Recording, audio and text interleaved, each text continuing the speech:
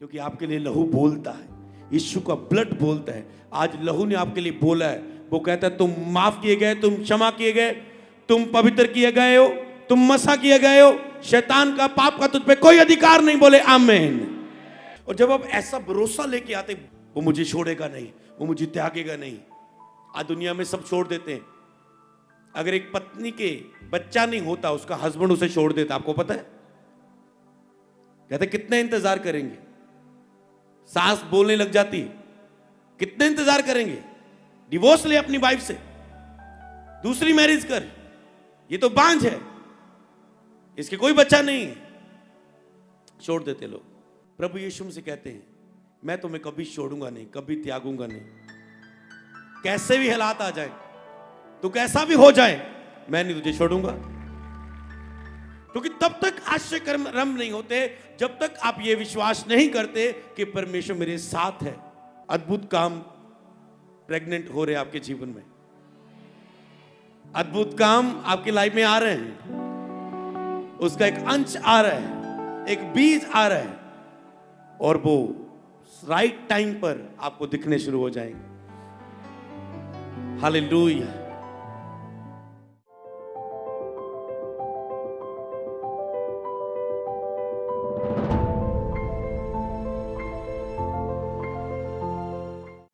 बोलो धन्यवाद खुदा।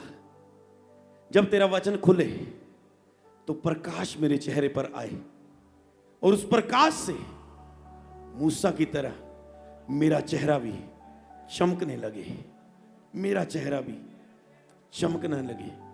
बोलो खुदावन, मैं आपका धन्यवाद करता हूं, करती हूं, जो आज वचन आप मिलने जा रहे हैं, यीशु के नाम में। बोले आमीन, आमीन, आमीन।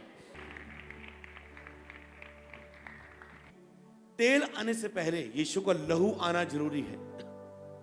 मसा आने से पहले पश्चाताप आना जरूरी है, रिपेंडेंस आना जरूरी है, नम्रता आनी जरूरी है। और जब तुम अपने पापों के लिए नम्र होते हो, पश्चाताप करते हो, तो उसके बाद वो कहता है मैं तेरे साथ हूं। हालेलुया। तो अब आप में से कोई भी व्यक्ति ऐसा नहीं होगा जो ये मानेगा कि यहोवा मेरे साथ नहीं है। अगर आपको पापों के कारण लगता था, वो पाप आपके माफ हो चुके हैं जब आपने पश्चाताप किया। पश्चाताप एक ऐसी बड़ी ताकत है, तूने लाखों पाप क्यों ना किए हो, मैं एक दो पाप की बात नहीं कर रहा हूं, लाखों, जितने तुम कर भी नहीं सकते 365 साल के दिनों में, जब अपनी लाइफ के पूरे दिनों में। तो अगर तुम पश्चाताप करो, माफी मांगो, यीशु की लहू में इतनी ताकत है, तेरे हजारों पापों को एक सेकंड में वो माफ करने की ताकत रखता है। इतनी ताकत है उसके लहू में। वो इसलिए आया, तेरे लिए लहू बहाए, तेरे पापों की खातिर। हालेलुया। इसलिए हम उठ के खड़े होते हैं हमेशा, और वो हमें विजय देता है शत्रु पर, बीमारियों पर, हालातों पर। लेकिन दुष्ट विपत्ति में फंस के मर जाता है, पर धर्मी पर 7 बार भी विपत्तियां आए, यहोवा उससे निकाल लाता है। अद्भुत टॉपिक है ये। खुदा ने मेरे मन में सुबह प्रार्थना करते वक्त उपजाया है ये बीज, और मुझे पता जब मैं इसे आपके अंदर बोऊंगा, इस बीज को, वचन के बीज को, तो आप फल लेके आएंगे। जे विश्वास करो कि परमेश्वर हमारे साथ है, तो आपके जीवन में अद्भुत कामों का आरंभ हो जाएगा। तो आपके जीवन में अद्भुत कामों का आरंभ हो जाएगा। आज एक व्यक्ति ये बिलीव नहीं कर पाता कि परमेश्वर मेरे साथ है, क्योंकि हालात, परिस्थितियां, बीमारी, गरीबी, पैसे की घटी उसे ये सोचने पर मजबूर कर देती है, ये मानने पर मजबूर कर देती है कि परमेश्वर मेरे साथ नहीं है। सीधा आप वचनों को नोट करेंगे और अंदर से बढ़ते जाएंगे कि परमेश्वर मेरे साथ है। आज भजन क्या हम गा रहे थे, अब्राहम का प्रभु, इसहाक का प्रभु, याकूब का प्रभु, वो मेरा है। तो जब आप बिलीव करते वो मेरा है, तो फिर आप दूसरी लाइन क्या कहते हैं, तू कभी ना छोड़ेगा, तू कभी ना ठुकराएगा, तू मेरा है, तू मेरा है। अब 2 बार बोल रहे, तू मेरा है, तू मेरा है, तू कभी नहीं छोड़ेगा मुझे, कभी नहीं ठुकराएगा। दूसरी बात, आपके दोस्त जब तक आपसे पैसा आ रहा है, आपके पास गाड़ी है, पैसा है, सब कुछ है, आपके साथ है। जब आपके पास सब कुछ खत्म हो जाता है, जब आप पर संकट आता है, वो आपके साथ खड़े नहीं होते। और वो कहता है मैं कभी छोड़ूंगा नहीं, कभी त्यागूंगा नहीं। तो आपको भरोसा करना होता है उसकी बात पर। यही मैं बताना चाहता हूं। आपको लगता है ओ मैं डरा हुआ हूं, इसका मतलब आप भरोसा नहीं कर पा रहे वो मेरे साथ है। अगर आपके अंदर डर है, आप एग्जाम देने जा रहे हो, मैं फेल ना हो जाऊं, मैं फेल ना हो जाऊं, मेरा टेस्ट फिर भी दूसरा ना हो जाए, इसका मतलब आप भरोसा नहीं कर पा रहे हैं वो मेरे साथ है।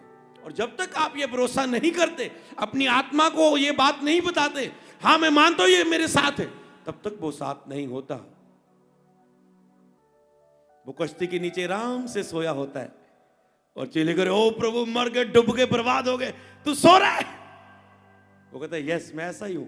तुझे लग रहा है डूब गए, मर गए, बर्बाद हो ही जा रहे हो, किडनियां खराब हो ही जा रही, तू कह रहा मैं सो रहा हूं। हालेलुया। उसे पता है लालन दे जोरे नू ਜਦੋਂ ਸਾਰੇ ਡਾਕਟਰ ਸਾਰੀਆਂ ਚੀਜ਼ਾਂ ਜਵਾਬ ਦੇ ਦੇਣਗੀਆਂ, ਉਦੋਂ ਇਹਨੂੰ ਪਤਾ ਲੱਗੇਗਾ ਕਿ ਹੁਣ ਕੋਈ ਕੁਝ ਨਹੀਂ ਕਰ ਸਕਦਾ, ਕੇਵਲ ਪਰਮੇਸ਼ਰ ਹੀ ਕਰ ਸਕਦਾ। ਕਹਿੰਦਾ ਉਦੋਂ ਕਰੂੰਗਾ ਮੈਂ ਜਦੋਂ ਸਾਰੇ ਰਾਸਤੇ ਬੰਦ ਹੋ ਜਾਣਗੇ, ਜਦੋਂ ਤੇਰਾ ਐਂਡ ਹੋਏਗਾ, ਉਦੋਂ ਫਿਰ ਮੈਂ ਆਪਣੀ ਮਹਿਮਾ ਨੂੰ ਜ਼ਾਹਿਰ ਕਰਾਂਗਾ और मैं साबित करूंगा मैं सच्चा और जीवता परमेश्वर। ऐसे ही बहुत सारे हालात आते हैं कि जिसमें आपको लगता है लोग आपको छोड़ देते हैं। बच्चा अगर नशा करे तो क्या करती है फैमिली? जब तंग आ जाए, 1 साल 2 साल 5 साल 7 साल सब कुछ बेच रहा है, लड़ाई झगड़ा कर रहा है, पुलिस आ रही बार बार घर में, तो वो कहते हैं ऐसा करते हैं बेदखल शो कर देते हैं कागजों में। किसी बेदखल करता जी अगर कोई पैसे का लेना देना या ਇਹਦੇ ਨਾਲ होगा, साडा ही बेटा नहीं है। और वो क्या कहता है? मैं तुम्हें कभी ना छोड़ूंगा, कभी ना त्यागूंगा। इससे आपको समझ आनी चाहिए कि एक इंसान तंग आके छोड़ देता है। पत्नी अपनी पति से तंग आ जाती है जब वो बिस्तर पर होता है, और कितना संभालूं तुझे। मैंने देखी ऐसी औरतें अपनी निगाह से, चर्च में देखी, बैकस्लाइड हो गए, पति को संभालने पर तंग हो गए। पर एक ऐसी भी पत्नियां रही, बुद्धिमान स्त्रियां घर को बनाती है परंतु मुड़ स्त्रियां अपने घर को बिगाड़ देती। बाइबल में लिखा है ऐसी भी स्त्रियां जिन्होंने अपने हस्बैंड का मरते दम तक साथ नहीं छोड़ा और वो उनके लिए अड़ी और खड़ी रही। हालेलुया, सल्यूट है उन्हें, उनके फेथ को। पर ऐसे समय आते हैं लोग जब छोड़ देते हैं, सब कुछ छोड़ देते, सब त्याग देते हैं, तो वो कहता है मैं तुझे, तू पूरा लिबड़िया है, तू कितना भी तेरे कपड़े खून ना लिबड़े हुए है, मैं फिर भी तेनू हक करांगा, जफ्फी डालांगा, मैं तेनू कदी ना छोड़ांगा, कदी ना त्यागांगा। ਇਹ ਉਹਦਾ ਲਵ ਆ। ਔਰ ਜਦੋਂ ਤੁਸੀਂ ਉਸ ਦੇ ਲਵ ਤੇ ਭਰੋਸਾ ਕਰਦੇ ਹੋ ਤਾਂ ਤੁਸੀਂ ਉਹਦੀ ਮਹਿਮਾ ਨੂੰ ਦੇਖਦੇ ਹੋ ਆਪਣੀ ਲਾਈਫ ਦੇ ਵਿੱਚ। ਹਾਲੇਲੂਇਆ। ਜਦੋਂ ਮੈਂ ਆਪਣੀ ਲਾਈਫ 'ਚ ਟੁੱਟ ਚੁੱਕਾ ਸੀ, ਸਭ ਨੇ ਠੁਕਰਾ ਦਿੱਤਾ। ਕੱਪੜੇ ਵਾਲੇ ਸ਼ੋਰੂਮ ਤੇ ਪੋਚਾ ਲਾ ਰਿਹਾ, ਸ਼ੀਸ਼ੇ ਸਾਫ਼ ਕਰ ਰਿਹਾ, ਗਰੀਬੀ ਦੇ ਵਿੱਚ ਸਭ ਨੇ ਠੁਕਰਾਇਆ ਸੀ। ਸਕੂਲ ਦੇ ਵਿੱਚੋਂ ਠੁਕਰਾ ਦਿੱਤਾ ਗਿਆ। +2 ਹੋਈ, ਫਲਾइंग आई, ਮੇਰੇ ਤੋਂ गाइड फड़ी गई MBD और मेरी सारी मैनू चपेट पई मेरे, और मैं स्कूल चों निकल गया।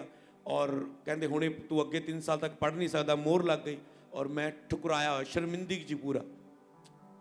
वो इंसान नू अज चुन के खड़ा किया। होर दसो की बोलना? उस इंसान को खुदा ने जो स्कूल से ठुकरा दिया गया, उन्होंने माफी नहीं दी। 3 साल के लिए तू पढ़ नहीं सकेगा, दया नहीं की। चलो कोई बात नहीं, माफ कर देते हैं, लगा दी मोर, 3 साल तक पढ़ नहीं सकता आगे। चलो जी, काम ढूंढने गए, कपड़े वाले शोरूम में काम मिला, कपड़े सेल करने का, पोछा लाने का, शीशे साफ करने का, लोगों को पानी सर्व करने का। समझ पा रहे हो?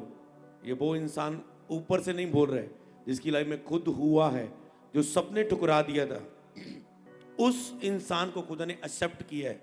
तो तुम मैं कैसे भी क्यों ना हो, वो तुझे एक्सेप्ट करता है और गले लगाता है।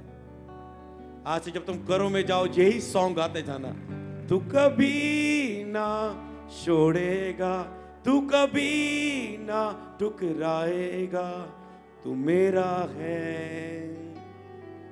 तू मेरा है, जिसके हाथ में मेरा कल, जिसके हाथ में मेरा आज और आने वाला कल, वो मेरा है, वो मेरा है।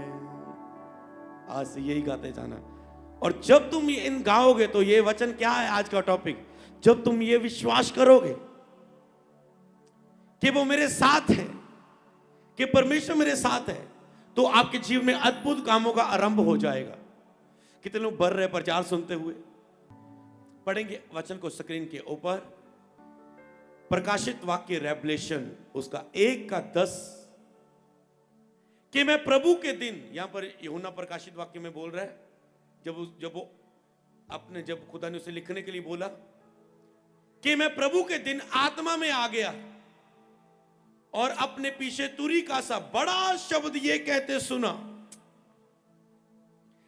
ये आपके लिए भविष्यवाणी है कि आज के दिन आप आत्मा में आ जाएंगे यीशु नाम में। हो सकता है आप शरीर में हो सकते हैं, दुखों में हो सकते हैं, अपने पिता से दूर हो सकते हैं, आपे में आएंगे, आप आज आत्मा में आ जाएंगे। हालेलुया। कितनों को बिलीव है? जब परमेश्वर आप बिलीव करते हो कि वो मेरे साथ है, तो आप शरीर रूप में नहीं रहते, क्योंकि वो आपके साथ ही नहीं, आपके अंदर है। वचन के अनुसार तुम्हारा शरीर पवित्र आत्मा का मंदिर है, जिसमें परमेश्वर का आत्मा वास करता है। तो तुम अकेले कैसे हो सकते हो? तुम कैसे कह सकते हो परमेश्वर मेरे साथ नहीं है?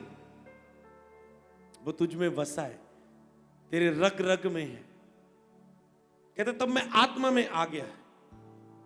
इस वचन को सुन के आप आत्मा में आ जाएंगे। जैसे वो आत्मा में देखने लगा, आत्मा में सुनने लगा, आत्मा में बोलने लगा, तो आप आत्मा में होके आज के बाद कार्य रूप में काम करोगे यीशु नाम में। जब आप मत्ती की किताब को पढ़ते हैं, उसका 1 अध्याय, उसकी 22 और 23 आयत,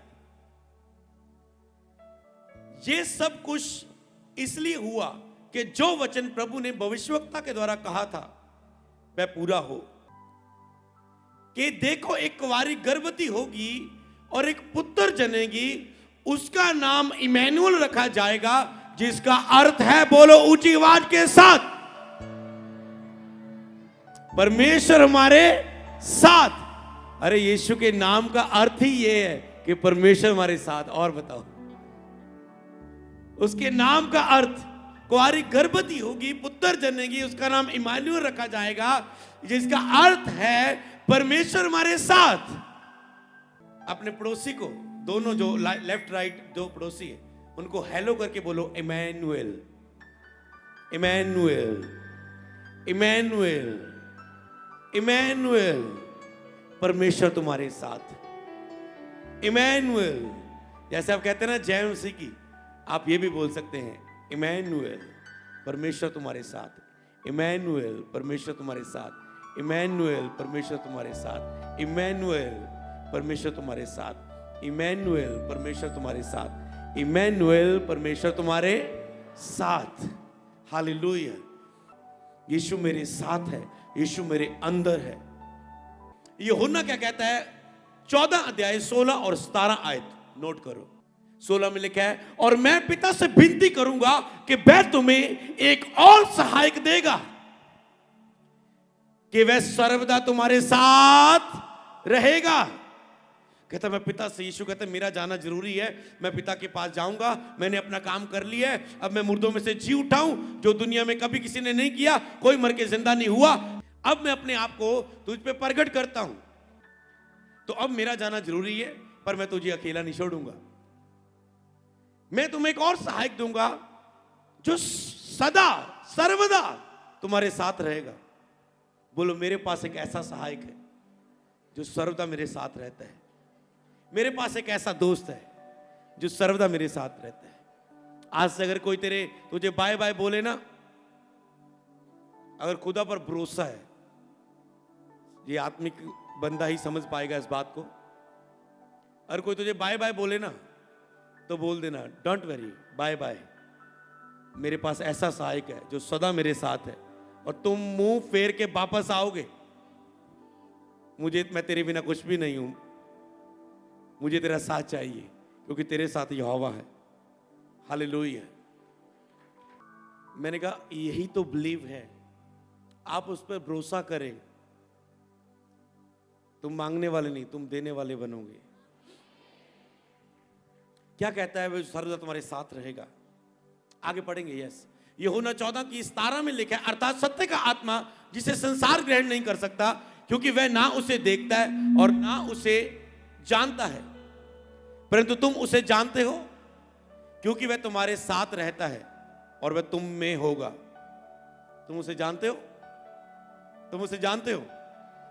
वह तुम्हारे साथ रहता है क्योंकि वह तुम्हारे साथ रहता है। क्या तुम जानते हो तुम्हारे साथ है कोई?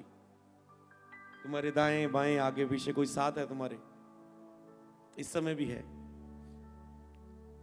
कई बार तुम बिना उसे साथ महसूस किए हुए, प्रभु आज मेरा चंगाई दा दिन, आज मेरा चंगाई दा, और हाथ रख के चले गए, कुछ नहीं हुआ। मांसपेशियां खत्म हुई, कुछ नहीं हुआ। क्यों?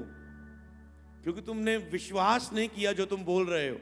तुम केवल बोल रहे हो, पर बोलने से पहले विश्वास आता है। तो जिससे संसार ग्रहण नहीं कर सकता, क्योंकि वह तुम्हारे साथ रहता है और वह तुम में होगा। क्योंकि वह तुम्हारे साथ रहता है और तुम में होगा। बोल, वो मेरे साथ रहता है, वो मेरा सहायक है, वो मुझ में है। आगे पढ़ेंगे। यिर्मयाह उसका 31 आयत। फिर यहोवा की यह वाणी है कि सुन, ऐसे दिन आने वाले हैं कि जब मैं इस्राएल और यहूदा के घराने से नई वाचा बांधूंगा। 33 आयत में लिखा है, परंतु जो वाचा मैं उन दिनों के बाद इस्राएल के घराने से बांधूंगा वह ये है, मैं अपनी व्यवस्था उनके मनों में समाऊंगा और उसके हृदय पर लिखूंगा। तो ये व्यवस्था है जो आप, उस व्यवस्था के वचन आपको पढ़ के सुनाए जा रहे हैं। कहते हैं व्यवस्था उनके मनों में समाऊंगा, उनके हृदय पर लिखूंगा, और मैं उनका परमेश्वर ठहरूंगा और वह मेरी प्रजा ठहरेंगे। यहोवा की ये वाणी है। और तब उन्हें फिर एक दूसरे से यह कहना ना पड़ेगा कि यहोवा को खोजो, क्योंकि यहोवा की ये वाणी है, छोटे से लेकर बड़े तक सब के सब मेरा ज्ञान रखेंगे और मैं उनका अधर्म क्षमा करूंगा और उनका पाप फिर स्मरण ना करूंगा। बोलो, मेरे साथ है। कहता है मैं छोटे से लेकर बड़े तक सब मेरा ज्ञान रखेंगे। आज आप ज्ञान रख रहे हैं ना, वो मेरे साथ है। वो कहता है ये मेरा ज्ञान रखेंगे जब ये सुनेंगे, और मैं उनका अधर्म क्षमा करूंगा और उनका पाप फिर याद ना करूंगा। उनका अधर्म क्षमा करूंगा और उनका पाप फिर याद ना करूंगा, दोबारा याद नहीं करूंगा।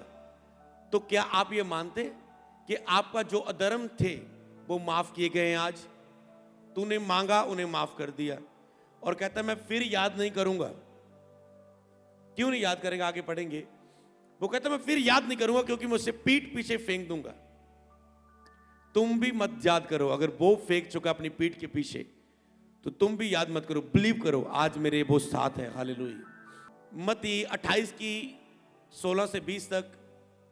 ये 11 चेले गलील में उस पहाड़ पर गए जिसे यीशु ने उन्हें बताया था, और उन्होंने उसके दर्शन पाकर उसे प्रणाम किया। पर किसी को संदेह हुआ। यीशु मसीह मुर्दों में से जी उठे, तो उनमें से 11 ने उनको देखकर, जब वो मुर्दों में से जी उठे, प्रगट होकर चेलों के सामने 11 ने देखकर बिलीव किया। पर कुछ लोगों ने संदेह किया, शक किया। इसी तरह कुछ लोग तो बिलीव करते हैं कि यहोवा मेरे परमेश्वर मेरे साथ है, पर कुछ लोग संदेह करते हैं, शक करते हैं, देखे हुए भी नहीं देखते, लाइफ में काम होते हुए भी नहीं महसूस करते कि वो मेरे साथ है। और आगे लिखा है, यीशु ने उनके पास जाकर कहा कि स्वर्ग और पृथ्वी का सारा अधिकार मुझे दिया गया है। यीशु ने कहा स्वर्ग और पृथ्वी का सारा अधिकार मुझे दिया गया है। कौन आपके साथ है पता है आपको? मैं उसके बारे में थोड़ा सा जानकारी देना चाहता हूं। वो कोई वीआईपी नहीं बंदा नहीं है। वीआईपी से भी ऊपर, ऊपर से भी ऊपर, ऊपर से भी ऊपर है, जिसके बारे में मैं बता रहा हूं। कहते हैं सारी जातियों का, सब बातों का, सारी पृथ्वी पर मुझे क्या है, स्वर्ग और पृथ्वी का सारा अधिकार मुझे दिया गया है। स्वर्ग, कितना बड़ा स्वर्ग, और पृथ्वी का सारा अधिकार मुझे दिया गया है। तो जो आपके साथ है ना, उसको स्वर्ग और पृथ्वी सब चीजों पर अधिकार है। कोई चीज आपके सामने खड़ी नहीं रह सकती, क्योंकि उसको अधिकार है। मान लो कोई बोलेगा अजी, कोई लड़का कोई बंदा किसी को परेशान करेगा, कोई बोलेगा मेरा डैडी स्कूल जो प्रिंसिपल है ना, वो बोलेगा फिर क्या हुआ, मेरा डैडी पुलिस वाला है। अच्छा जी पाजी, सॉरी सॉरी सॉरी सॉरी, समझ रहे ना। कितनी बड़ी भी पोस्ट कोई बोले, बंदा बिलीव करता, हाँ जी मेरा डैडी इदा होंगे ना लोग बच्चे, मेरा डैडी इदा, मेरा डैडी इदा, और चौड़े होके चलते हो, सीना थान के चलते हो, निडर होके चलते हैं। सोचो आपका बाप कौन है? कहता स्वर्ग और पृथ्वी का सारा अधिकार मेरे पास है। और वो कह रहा है, वो क्या कह रहा है? ओके, सारा अधिकार मुझे दिया गया है। 18 से बात 19 आगे आए, इसलिए तुम जाकर सब जाति के लोगों को चेला बनाओ, उन्हें पिता पुत्र और पवित्र आत्मा के नाम में बपतिस्मा दो। कहता उन्हें चेला बनाओ, मतलब चेला मतलब यीशु के पीछे चलने वाला, यीशु को मानने वाला, उसकी आज्ञा को मानने वाला, विश्वास करने वाला यीशु ही प्रभु है।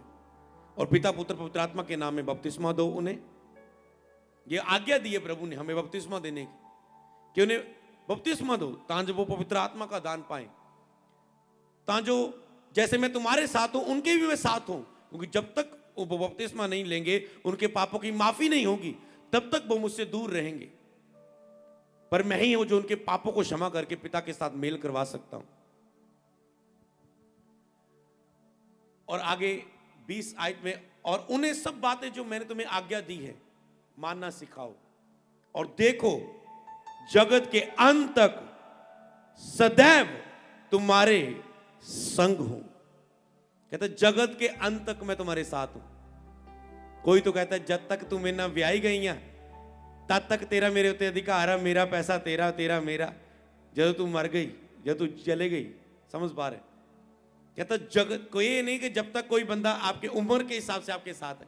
कहता जगत के अंत तक, मतलब तूने जो किया, तूने जो भला किया, मेरे वचनों पर चला, मेरे नाम से सेवा की, वचन सुनाए लोगों को, भटकी भेड़ों को पास लाया, सुसमाचार सुनाया, जगत के अंत तक मतलब कि तेरे तक ही सीमित नहीं रहेगा मेरा साथ, तेरे बच्चों तक, तेरे बच्चों से बच्चे, तेरे बच्चे से बच्चे, तेरे उनके बच्चे के आगे बच्चे, उन सबके मैं साथ रहूंगा तेरी मेरे साथ ईमानदारी के कारण। हालेलुया।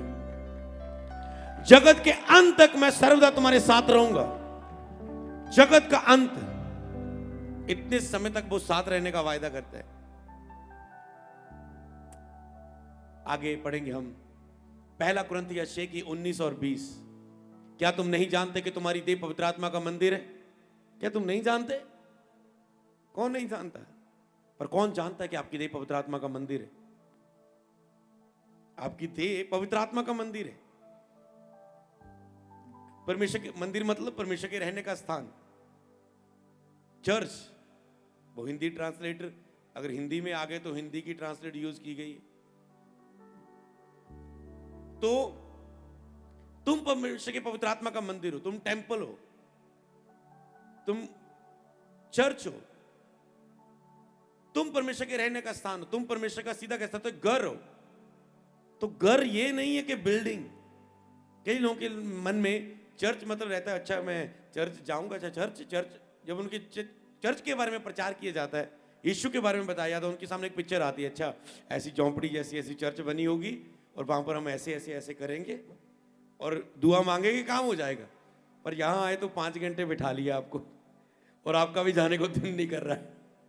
हालेलुया। तो चर्च मतलब ये नहीं कि चर्च आप एक बिल्डिंग में आप प्रार्थना करोगे। कहते तुम घर हो, तुझ में परमेश्वर का आत्मा वास करता है। अगर तुम चर्च में ही आके प्रार्थना, सोचो कहीं इमरजेंसी हो गया, तुम कहीं इलाके में फंस गए, कोई मुसीबत में फंस गए, कोई फोन नहीं उठा रहा है, कॉल सेंटर कोई फोन नहीं उठा रहा है, कोई बात नहीं कर पा रहा है, तो किसको ढूंढोगे? चर्च को ढूंढोगे। 3 घंटे का सफर आओगे यहां पर प्रार्थना करने के लिए कि बिल्डिंग में आके प्रार्थना करो?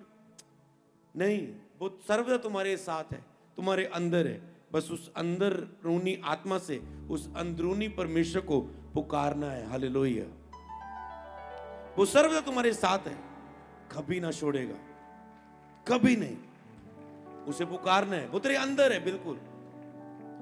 तो जब भी कोई मुसीबत आए, पहले तुम भागते हो, लाओ कॉल सेंटर फोन, चक्को अंदर पहले उस परमेश्वर पर भरोसा करो, वो मेरे साथ है, कुछ भी नहीं होगा। कई बार हुआ मेरे आले दुआले, कभी भी ऐसे जब समय आता है किसी के द्वारा लोग हपड़ा थपड़ी मचाने, मैं आराम से खड़ा था। क्यों? मुझे पता है यहोवा हमारे साथ है। हालेलुया। इसीलिए आपको ये बिलीव करना है, जो तुम में वसा हुआ है वह परमेश्वर की ओर से मिला है, और तुम अपने नहीं हो। अब तुम अपने नहीं हो, तुम परमेश्वर के हो। और तुम्हारा शरीर अगर पवित्र आत्मा का मंदिर, प्रभु इसमें वास करता है, तो तुम अपने नहीं रहे। क्योंकि आगे लिखा है, क्योंकि दाम लेकर मोल लिए गए हो, इसलिए अपनी देह के द्वारा प्रभु की महिमा करो। तुम दाम देकर, यीशु ने तुम्हारे लिए लहू बहाया है। यीशु के लहू बहाने के द्वारा, क्रूस पर जान देने के द्वारा तुम खरीद लिए गए हो।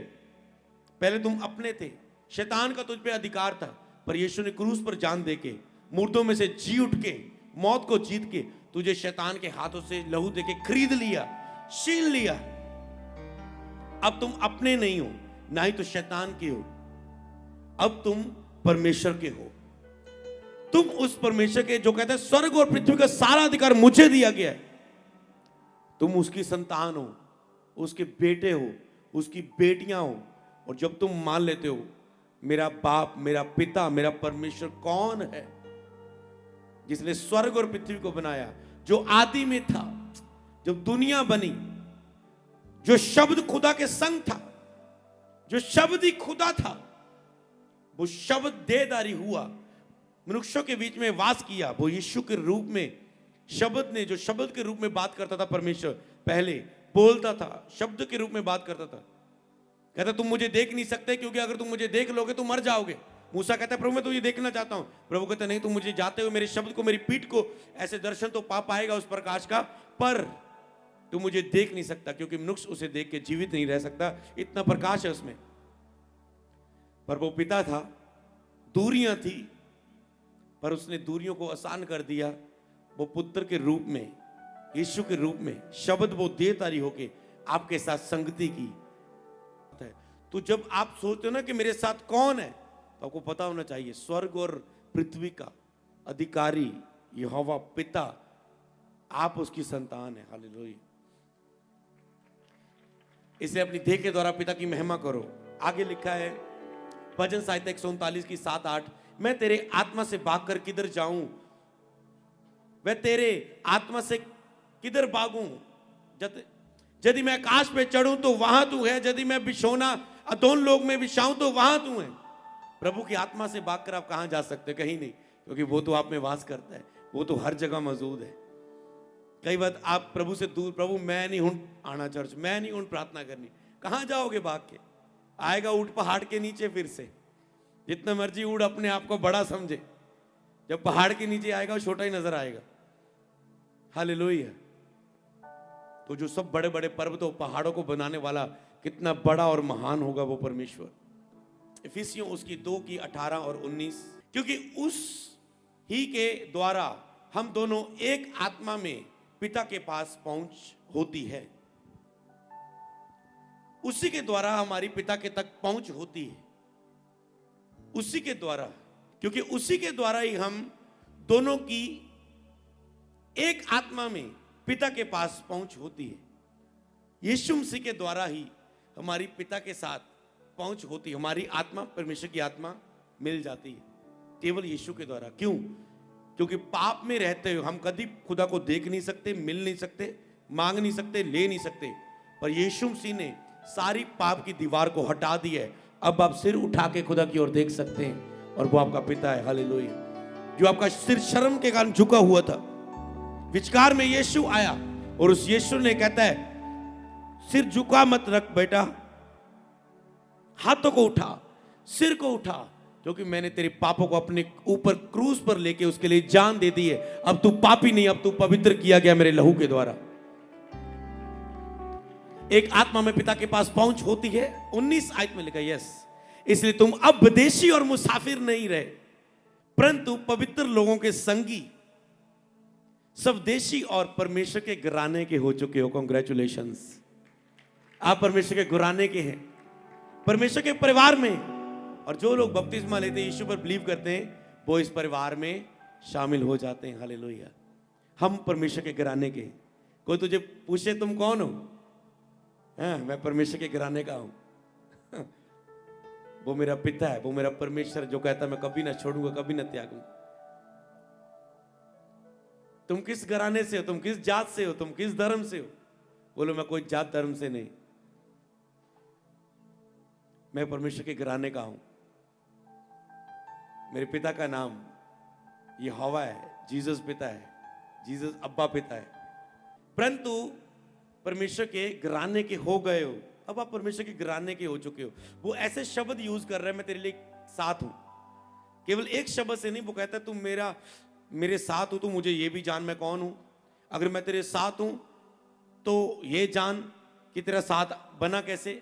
अगर मैं तेरे साथ हूं तो ऐसे समझ के तू मेरे घराने का एक परिवारक हिस्सा है। सोचो, आप जिसने स्वर्ग और पृथ्वी का अधिकार रखता है, आप उस घराने के हो।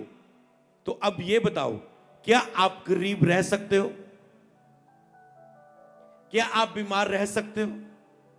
क्या दुष्ट आत्मा आपके अंदर रह सकती है? क्या शर्मिंदगी आपके अंदर रह सकती है? क्या दुख आपके दिल में रह सकता है? नो, क्योंकि हम परमेश्वर के घराने के हैं। परमेश्वर के घर रहंदे होए केड़ी चीज दी थोड़ हो सकती है? समझ पा रहे हो? तो आपको ये मानना है। और जब तुम इस बात पर बिलीव कर ले गए कि मैं परमेश्वर के घराने का हूं, वो मेरे संग है, तो वो संग होके तेरी भलाई करना शुरू कर देगा। तुम मानोगे वो काम करने शुरू कर देगा। इसलिए जब तक आप नहीं जानते, आप गुलामी की तरह जीवन जीते हो। जब आप ये जान जाते हो कि आपका पिता कौन है, तो आप राजाओं की तरह जीवन जीते हो। आज से राजाओं की तरह जीवन जियोगे तुम यीशु के नाम में, क्योंकि तुम परमेश्वर के घराने के उसकी संतान हो यीशु नाम में। हालेलुया। और उस सनातन मनसा के अनुसार जो उसने हमें हमारे प्रभु यीशु में की थी, विश्वास रखने से हियाब। आज आप विश्वास रख रहे हैं ना, विश्वास कर रहे हैं, आपको हियाब आ रहा है, आप कौन है? विश्वास रखने से हियाब और भरोसे से निकट आने का अधिकार है। विश्वास से, भरोसे से कैसे आप परमेश्वर के निकट आ सकते हैं? कुछ नहीं करना, कोई इन्ने किलो मटीरियल नहीं लेके आना, कोई इन्ना चढ़ावा नहीं चढ़ाना, कोई नंगे पैर नहीं जाना, कोई कुछ लंबा चौड़ा नहीं करना। बस विश्वास करना है कि मैं एक पापी हूं, मैंने बहुत पाप किए, मैं पापी हूं, मानना है पहले। हाँ, मेरे पापों का बोझ यीशु ने उठा लिया है। मैं बिलीव करता हूं यीशु मेरा उद्धार करता, मेरे पापों को क्षमा करने वाला मेरा परमेश्वर है। अब मेरे सारे पाप माफ हुए और अब मैं परमेश्वर की संतान हूं। केवल ये विश्वास करने से वो आपके लिए एक बाप का रोल पूरा करना शुरू कर देगा यीशु नाम में। हालेलुया। कहता है उसी में हमको उस पर विश्वास रखने से हियाब और भरोसे से निकट आने का अधिकार है। तुम्हारे पास अधिकार है परमेश्वर के निकट आने का। और आज हम उन वचनों के द्वारा अपने अधिकार को उपयोग कर रहे हैं। हम परमेश्वर के निकट जा रहे हैं उसके वचन पर भरोसा करके। ओके, एंड में पढ़ते हुए भजन संहिता 145, 18 और 19। जिसने यहोवा को पुकारा, अर्थात जिसने उसको सच्चाई से पुकारते हैं, जिसने यहोवा को पुकारा और जितने सच्चाई से पुकारते हैं, उन सबों के वह निकट रहता है। जिन्होंने पुकारा और जो सच्चाई से पुकारते हैं, उन सब के वह निकट रहता है। तो आज वह सच्चाई से पुकारो, विश्वास से पुकारो, उनके वह निकट रहता है, वचन वायदा करता है। और आगे 19 आयत में लिखा है, वे अपने ड्रवैयों की इच्छा पूरी करता है और उनकी दुहाई सुनकर उनका उद्धार करता है। आज वो आपकी सब इच्छा को पूरा करेगा, क्योंकि वो आपका पिता है। क्या आप बिलीव करते हो? ये बात मेरी नहीं है, मैं आयतें दे रहा हूं, बाइबल में लिखी है। और बाइबल में किसी बंदे के दिल से जो आया नहीं लिखा गया, ये परमेश्वर दी लिखे सारी लिखत परमेश्वर दी आत्मा द्वारा लिखी गई है। बुद्धि ज्ञान समझ ਅਤੇ ਤਾੜਨ ਲਈ एक बंदे लिए लाभदायक है। ये तेन बुद्धि दिंदी, ज्ञान दिंदी, समझ दिंदी, थाडी पहचान करवांदी है। बाइबल एक आईना है। जब तुम शीशे च देखते हो, तुहानू नजर आंदा मेरी इधर मुछ थल्ले नू हो गई है, मेरे इत्थे दाग है, इत्थे दब्बा है, मेरे इत्थे मेकअप गलत लग गया, तुहानू दिखदा अपना चेहरा। और जब इसे तरह बाइबल एक शीशा है जो तुहाडे सामने खुलदी है, वचन खुलदे आ, ਤੁਹਾਡੀ ਲਾਈਫ ਖੁੱਲਦੀ ਹੈ ਤੇਰੇ 'ਚ ਕਿੰਨੇ ਪਾਪ ਆ ਤੂੰ ਕੀ ਸਮਝਦਾ ਆਪਣੇ ਆਪ ਨੂੰ ਤੂੰ ਪਰਮੇਸ਼ਰ ਦੀ ਸੰਤਾਨ ਹੈ ਉਹਦਾ ਬੇਟਾ ਉਹਦੀ ਬੇਟੀ ਆ ਉਹ ਤੈਨੂੰ ਕਦੇ ਛੱਡੇਗਾ ਨਹੀਂ ਕਦੇ ਤਿਆਗੇਗਾ ਨਹੀਂ ਜਗਤ ਦੇ ਅੰਤ ਤੱਕ ਤੇਰੇ ਨਾਲ ਰਹੇਗਾ यस इब्रानियां 13 की 5 और 6 तुम्हारा स्वभाव लोभ रहित हो और तुम्हारे जो तुम्हारे पास है उसी पे संतोष रखो क्योंकि उसने आप ही कहा है मैं तुझे कभी ना छोड़ूंगा कभी ना त्यागूंगा उसने आप ही कहा है इब्रानिया के लोगों ने भी कलीसिया ने भी इस बात पर मनन किया कि देखो वचन में लिखा है संतोष रखो जो तुम्हारे पे चिंता ना करो क्योंकि वचन में लिखा है यो वह तुम्हें कभी छोड़ेगा नहीं कभी त्यागेगा नहीं आगे बढ़ेंगे इसलिए हम बेधड़क होकर कहते हैं कि हे प्रभु तू मेरा सहायक है मैं ना डरूंगा मनुष्य मेरा क्या कर सकता है कि आज आप बेधड़क होकर कह सकते हैं कि मैं ना डरूंगा प्रभु मेरा सहायक है मनुष्य मेरा क्या कर सकता है बीमारी मेरा क्या कर सकती है शैतान मेरा क्या कर सकता है पाप मेरा क्या कर सकता है मनुष्य मेरा क्या कर सकता है कर्जा मेरा क्या कर सकता है डिप्रेशन ये बीमारी ये कैंसर मेरा कुछ नहीं कर सकता क्योंकि मैं परमेश्वर की संतान हूं और वो मेरे साथ है